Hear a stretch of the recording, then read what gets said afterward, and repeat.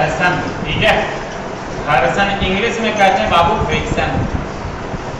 तो घर्षण क्या है? घर्षण किसी वस्तु का वह गुण है जिस गुण के कारण उसके संपर्की सतह पर अगर कोई दूसरा वस्तु आ जाता है तो इसके गति का ये क्या करेगा? विरोध करेगा, उसके गति का विरोध करेगा।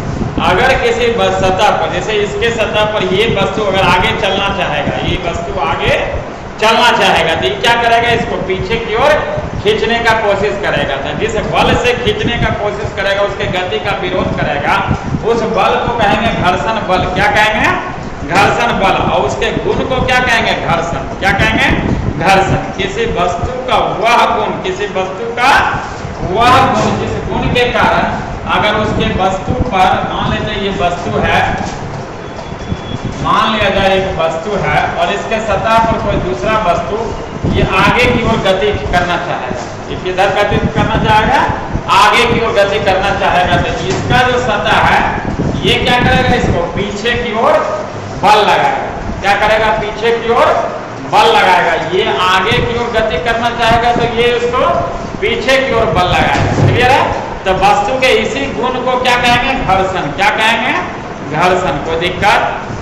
घर्षण क्या है? पूछ देगा घर्षण क्या है? तो घर्षण किसी वस्तु का वह गुण है जिस गुण के कारण उसके संपर्की सतह पर कोई वस्तु अगर आगे बढ़ना चाहेगा तो वो क्या करेगा? उसको पीछे की ओर, उसके गति के विपरीत दिशा में उसको विरोधी बल लगाएगा, गति का विरोध करेगा। तो उसी बल को कहेंगे घर्षण बल और उस गुण को कहेंगे घर्षण। कोई दिक्कत? क्लियर है? अब घर्षण बल और घर्षण दोनों याद हो गया होगा। घर्षण पूछेगा तो क्या है? घर्षण किसी वस्तु का वह गुण है जिस गुण के कारण अगर वस्तु आगे गति करना चाहेगा तो उसके संपर्की सतह पर जो है वो पीछे की ओर बल लगाएगा, गति के विपरीत दिशा में उसको रोकने का कोशिश करेगा। उसी गुण को कहेंगे घर्षण। और जो बल से, जिस बल से उसको पीछे की ओर खींचेगा, ये आगे बढ़ना चाहेगा और जिस बल से वो पीछे की ओर खींचना चाहेगा उस बल को कहेंगे घर्षण बल। क्लियर है? अब पूछ देगा घर्षण कैसे उत्पन्न होता है? तो सतह के उबड़ा खाबर के कारण, उबड़ खाबर के कारण, सतह के अनियमितता के कारण, जितना ज्यादा रुखरा सतह रहेगा, उबड़ खाबर सतह रहेगा, उतना ज्यादा घर्षण रहेगा। और चिकना सतह में घर्षण कम लगेगा। आराम से आप बच्चा वाला जो गाड़ी रहता है 10 बार चाबी घुमा दीजिए, तो अगर चिकना सतह रहेगा तो 10 बार चाबी घुमाइएगा तो यहाँ से लेकर वहां तक चल जाएगा नहीं। और अगर रुखरा सतह रहेगा, मट्टी का सतह रहेगा, तो वही 10 बार चाबी घुमाइएगा तो उतना दूर वो नहीं जा पाएगा। वो ज्यादा से ज्यादा यहाँ से यहाँ तक जाएगा कि नहीं जाएगा? तो सतह जितना ज्यादा चिकना रहेगा उतना ज्यादा दूर जाएगा, क्योंकि उसमें घर्षण कम लगेगा, उसमें घर्षण कम लगेगा। और सतह रुखरा रहेगा तो ज्यादा दूर नहीं जाएगा, क्योंकि उसमें घर्षण ज्यादा रहेगा, उसमें विरोधी बल ज्यादा लगेगा। क्लियर है? घर्षण के कारण ही वो वस्तु क्या करेगा? गति के विपरीत। हम लोग चलते हैं, घर्षण नहीं ना करेंगे।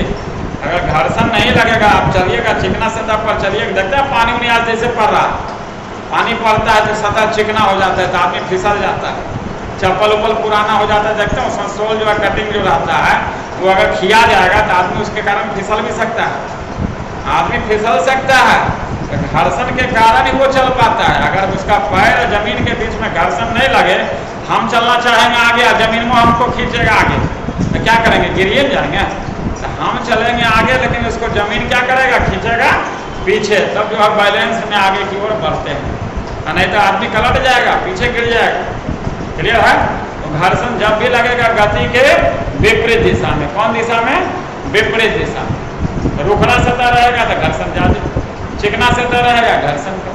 घर्षण भी 3 प्रकार। पूछ देगा घर्षण कितना प्रकार के? तो 3 प्रकार। एक होता है अस्थैतिक घर्षण, एक होता है अस्थैतिक घर्षण, स्टैटिक फ्रिक्शन। दूसरा होता है सीमांत घर्षण। क्या होता है? सीमांत घर्षण। और तीसरा होता है आपका गतिक घर्षण, गतिक घर्षण। नहीं तो हमारा कहना अस्थैतिक घर्षण किसको कहेंगे? अगर एक वस्तु दूसरा वस्तु के सतह पर रुका हुआ है, जैसे मान लेते हैं कि रोड पर एक कार जो है रुका हुआ है, हम गए ढकेलने के लिए, ढकलाएगा? कैसे ढकलाएगा? एक आदमी और गया, उसको 2 आदमी मिल गया और ढकेल रहे हैं, नहीं ढकलाया। मान लेते हैं कि और आदमी आया तो ऐसा देखे मना चलने की स्थिति में आ गया, तो जब तक वो नहीं ढकला रहा था, नहीं आगे बढ़ रहा था, वो रुकले विराम अवस्था में था।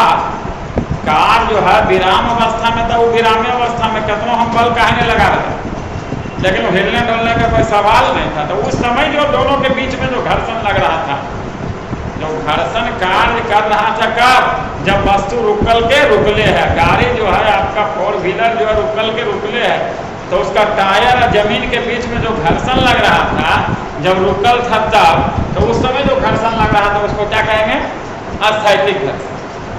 अगर एक वस्तु दूसरे वस्तु के सतह पर विराम अवस्था में है, रुकले है, कदमों आप उसको ढकेलने की कोशिश कीजिए, लेकिन टस से मस नहीं होगा, तो उस समय जो घर्षण लग रहा है उसको क्या कहेंगे, अस्थैतिक घर्षण।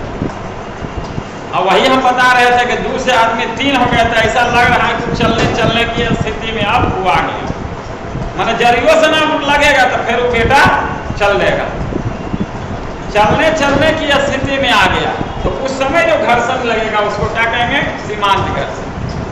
जब एक वस्तु दूसरे वस्तु के सतह पर विराम अवस्था में रुकल है, एकदम अस्थिर है, कितना आप उसमें बल लगा रहे हैं फिर भी वो अस्थिर है, तो उस समय जो घर्षण लगेगा उसको क्या कहेंगे, अस्थैतिक घर्षण। अब वही वस्तु जब चलने की स्थिति में आ गया, मतलब थोड़ा सा लगेगा बल तो वो चल देगा, तो चलने की स्थिति में आ गया, उस समय जो घर्षण लगेगा उसको क्या कहेंगे, सीमांत घर्षण। क्या कहेंगे, सीमांत घर्षण। कोई दिक्कत।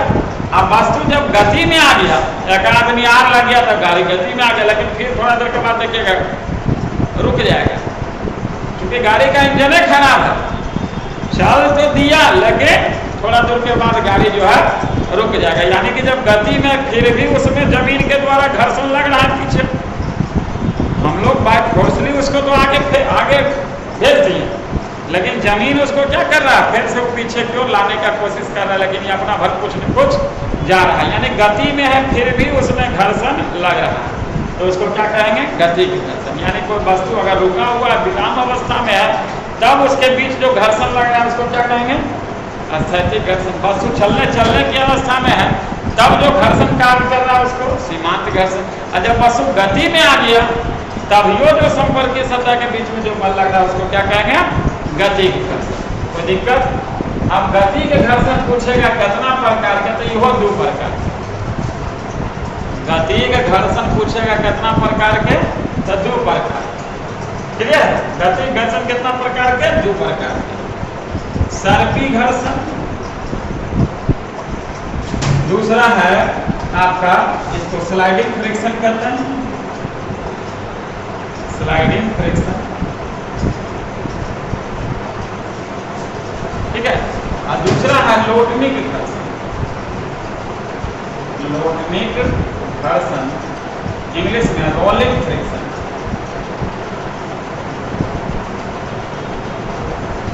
इंग्लिश में रोलिंग फ्रिक्शन। क्लियर। ये स्टैटिक फ्रिक्शन था, ये लिमिटिंग फ्रिक्शन है,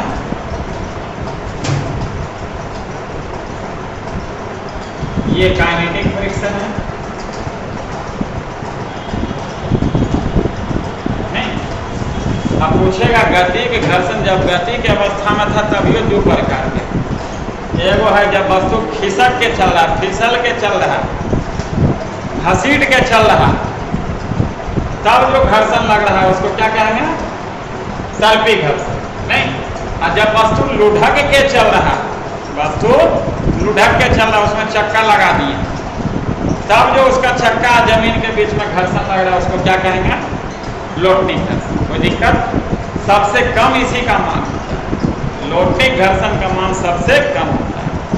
वस्तु लुढ़क के चलेगा, तब उसका चक्का और जमीन के बीच में जो घर्षण लग रहा है उसको क्या कहेंगे, लोडनिक घर्षण। और जब वस्तु फिसल के चल रहा है, तब जो उसका चक्का और ये जमीन के बीच में जो घर्षण लग रहा है उसको क्या कहेंगे, सर्पी घर्षण।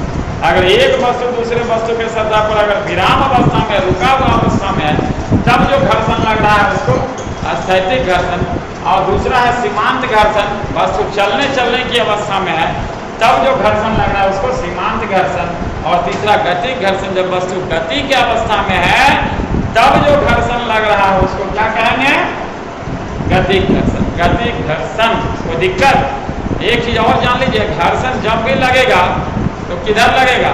गति के विपरीत दिशा। किधर लगेगा? गति के विपरीत दिशा में। कोई दिक्कत? रुखरा सतह रहेगा तो घर्षण ज्यादा और चिकना सतह रहेगा तो घर्षण कम लगेगा। कोई दिक्कत? रुखरा सतह रहेगा तो घर्षण ज्यादा और चिकना सतह रहेगा तो घर्षण कम। मान लेते हैं इसका द्रव्यमान m है, नीचे mg हो जाएगा उसका भार, और ऊपर में अभिलंब प्रतिक्रिया नहीं, ये वास्तविक भार हो गया। नीचे क्या हो गया? वास्तविक भार बताया था पिछला क्लास में। ऊपर में हो गया क्या? अभिलंब प्रतिक्रिया। अभिलंब प्रतिक्रिया नहीं, तो नीचे जो वास्तविक भार लग रहा है उसके विपरीत दिशा में प्रतिक्रियात्मक बल लगता। घर्षण बल जब भी लगेगा संपर्की सतह के समांतर लगेगा, या तो इधर या तो इधर। घर्षण का गुण आएगा लिखने के लिए तो कहिएगा घर्षण का गुण में पहला तो यही हो गया कि रुखरा सतह रहेगा। अगर संपर्की सतह रुखरा रहेगा तो घर्षण ज्यादा और चिकना रहेगा तो कम लगेगा। कोई दिक्कत? घर्षण बल, दूसरा बात है घर्षण बल अभिलंब प्रतिक्रिया के समानुपाती होता है, चाहे इधर लगे और चाहे इधर लगे। जो घर्षण बल होता है अभिलंब प्रतिक्रिया के समानुपाती नहीं। जब समानुपाती चिन्ह हटाएंगे तो एक नियतांक लेंगे म्यू। घर्षण बल पूछेगा किसका समानुपाती? तो अभिलंब प्रतिक्रिया। किसका? अभिलंब प्रतिक्रिया नहीं। और जब समानुपाती चिन्ह हटा दिए तो एक नियतांक लिए क्या? म्यू। क्या लिए? नियतांक म्यू लिए, यानी म्यू बराबर लिख सकते हैं F/R। म्यू क्या है? एक नियतांक है। क्या है? नियतांक है, जिसको घर्षण गुणांक कहते हैं। क्या कहते हैं? घर्षण गुणांक कहते हैं। म्यू क्या कहते हैं? घर्षण गुणांक। पूछेगा घर्षण गुणांक किसको कहेंगे? कोएफिशिएंट ऑफ फ्रिक्शन इंग्लिश में कहते हैं। इंग्लिश में इसको कोएफिशिएंट ऑफ फ्रिक्शन कहते हैं। तो कोएफिशिएंट ऑफ फ्रिक्शन किसको कहेंगे? तो जो घर्षण बल लग रहा है, जो घर्षण बल लग रहा है सतह के समांतर, जब भी लगेगा तो सतह के समांतर, ये नहीं कि ऊपर लगेगा ये नीचे लगेगा, नहीं। घर्षण बल जब भी लगेगा सतह के समांतर लगेगा। तो जो घर्षण बल लग रहा है और जो उसका अभिलंब प्रतिक्रिया, ये दोनों के अनुपात को कहेंगे घर्षण गुणांक। क्या कहेंगे? घर्षण गुणांक कहेंगे। क्लियर है? घर्षण गुणांक का कोई मात्रा का बीमा नहीं होता, क्योंकि ये भी बल है और ये भी बल है, दोनों तो बल है। तो घर्षण गुणांक का कोई मात्रा का बीमा नहीं होता है। कोई दिक्कत? घर्षण गुणांक का मान किस पर निर्भर करेगा? तो सतह के प्रकृति पर। रुखरा सतह रहेगा तो घर्षण ज्यादा और चिकना सतह रहेगा तो घर्षण कम लगेगा। कोई दिक्कत? घर्षण का मान किस पर निर्भर? सतह के प्रकृति पर निर्भर करेगा। संपर्की सतह के क्षेत्रफल पर निर्भर करेगा? नहीं करेगा। संपर्की सतह के क्षेत्रफल पर निर्भर नहीं करेगा। एक वस्तु यहाँ पर ऐसे रख दिए और एक वस्तु को ऐसे रख दिए, अगर यह 5 kg का यह 5 kg का, तो सुता के रखें या चाहे खड़ा करके रखें, दोनों में घर्षण उतना ही लगेगा। घर्षण का मान उसके संपर्की सतह के क्षेत्रफल पर निर्भर नहीं करेगा। लागे इसमें इतना क्षेत्रफल कॉन्टेक्ट में इसमें इतने है, फिर भी उस पर निर्भर नहीं करेगा। कोई दिक्कत? क्लियर है?